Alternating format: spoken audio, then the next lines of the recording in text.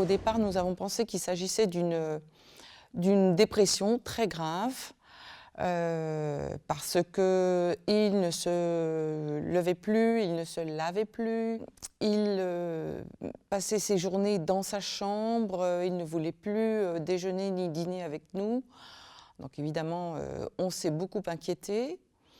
Et puis ensuite, il a commencé à avoir ce qu'il appelle, lui, des idées délirantes.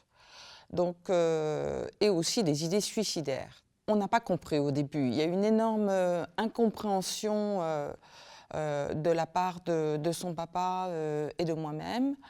Les psychiatres ne savent pas forcément, et c'est vrai que les symptômes ne signent pas nécessairement cette pathologie.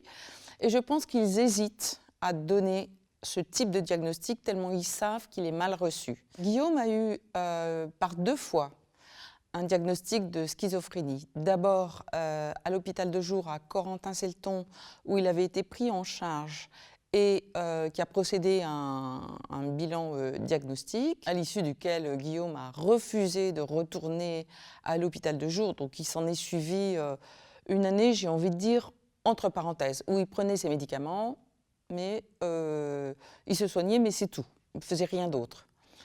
Et puis ensuite, sur mon insistance, il a accepté de suivre un bilan diagnostic au centre expert Henri Mondor, qui a confirmé d'une part le diagnostic et qui a eu l'immense intérêt de lui expliquer dans le détail ce qu'était cette pathologie, quelles étaient les capacités cognitives qu'il avait perdues, qui étaient érodées, quelles étaient celles qu'il avait conservées, sur lesquelles il pouvait s'appuyer pour récupérer en autonomie.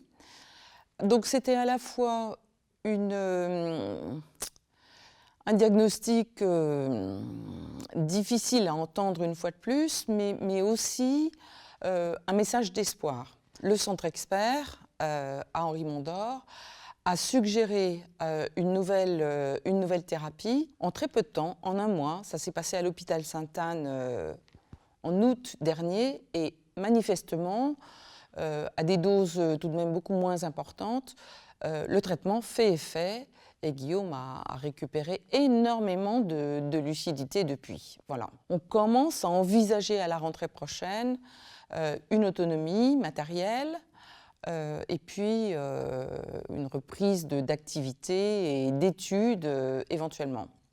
Alors évidemment, la schizophrénie, c'est une maladie qui est absolument effrayante parce que ça véhicule beaucoup d'idées fausses. C'est une pathologie qui est extrêmement stigmatisée. Mais il existe des solutions, il existe des traitements. Moi, je connais beaucoup aujourd'hui de personnes atteintes et stabilisées qui travaillent, qui sont autonomes, qui ont parfois aussi des vies de famille.